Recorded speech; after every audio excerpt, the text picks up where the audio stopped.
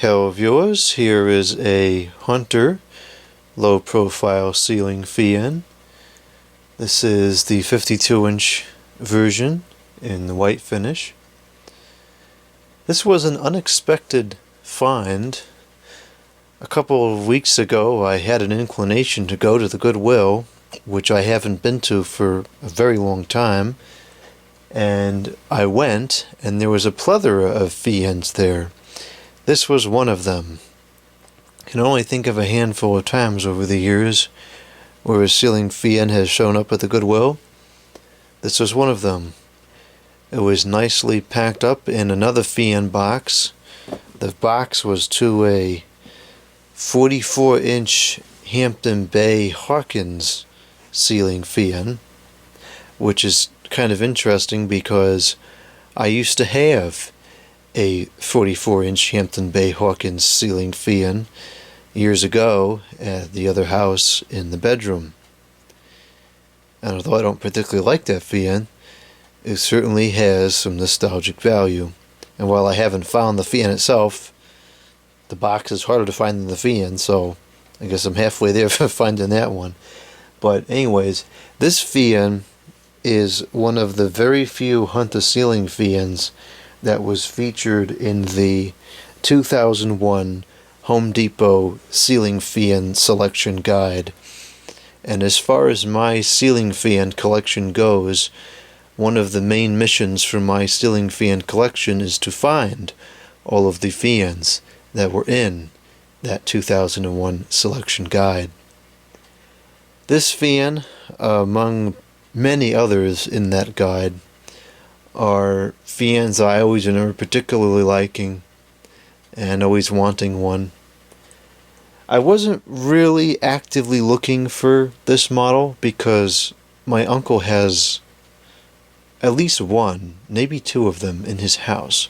So, I could always just ask him for those fans if I really wanted them. There's certain models that I don't know if I'll ever see again. But I know those two were there and whatever, so, and he knows I want them if they ever replace them. So I wasn't actively looking for one of these because I knew, I kind of had one reserved, but I think I paid $15 for this thing.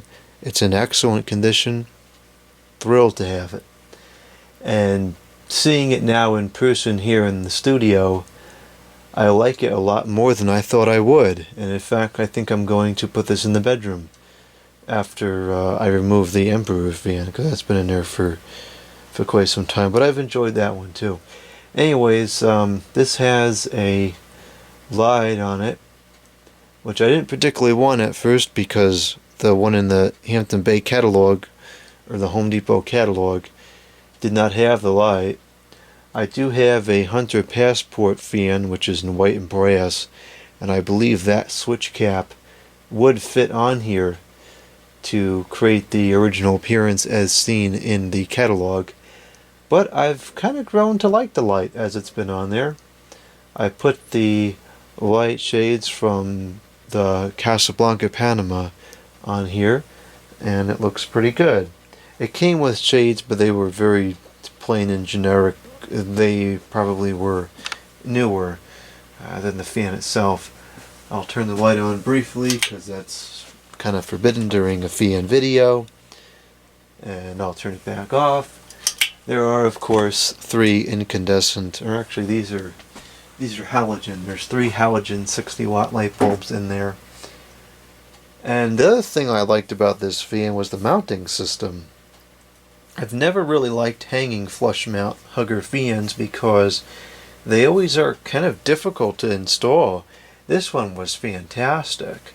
This may be the easiest to hang fan I've ever worked on. Brilliant design.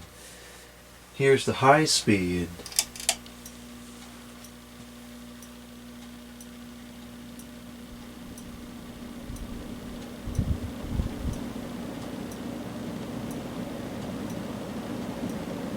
There is a slight motor hum on the high speed.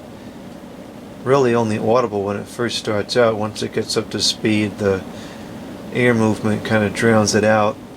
Hardly noticeable. It's a very, very quiet fan. And it runs pretty well too. It's not really out of balance. The irons were kind of messed up a little bit when I first got it, so I bent them back into position the best I could, and now it seems to be fine. Although I'm noticing now that the housing needs to be bent back into position, because I don't know if this will pick up on the video, but yeah, it will. The motor is not at all centered in there. The side on the other side of the switch housing is very far away from the housing, and the side that's facing the camera is almost colliding with the blades. So that will need to get fixed. I'm quite impressed with the amount of air it moves for a flush mount fan. It's not like, you know, super powerful, but for a flush mount, it is really whipping the air around. This is probably one of the most powerful flush mount fans I've tested in here. Really good performance.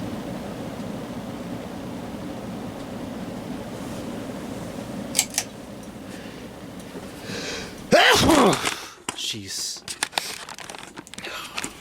What a freak show. Always in the video.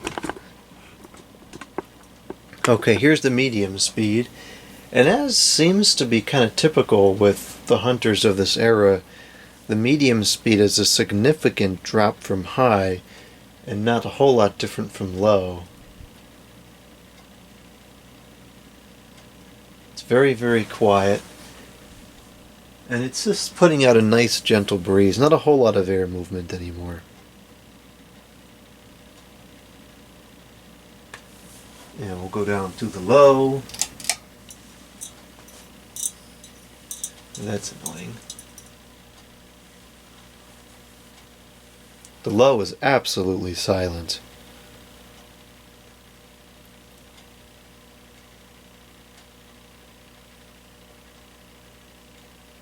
The blades are a reversible finish. The other side is a light oak kind of color. And it did in fact come to me with the light oak side configured to be down, which is kind of unusual. I think most people use the white finish. But I usually like the oak finishes, but I turned it over to white because that's what it was pictured in the catalog.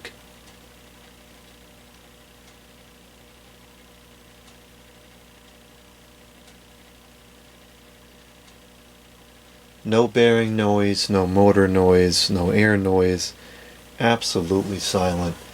And there is still a noticeable amount of air moving around. It's not much, but it can be felt.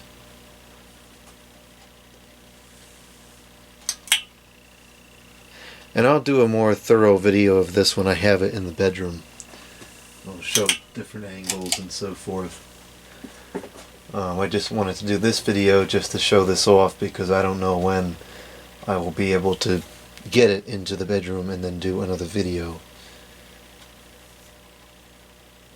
Because that project I have to allocate, you know, at least a half an hour to be able to take down the other fan and then put this one up and hope nothing goes wrong in the process, because I can't just have a half-hung fan in the bedroom. That's got to get done in one shot, and I don't usually have that kind of time. I'm not going to show the spin down time. I got other things to do tonight. I'll show it in the other video, the next video I did with this fan.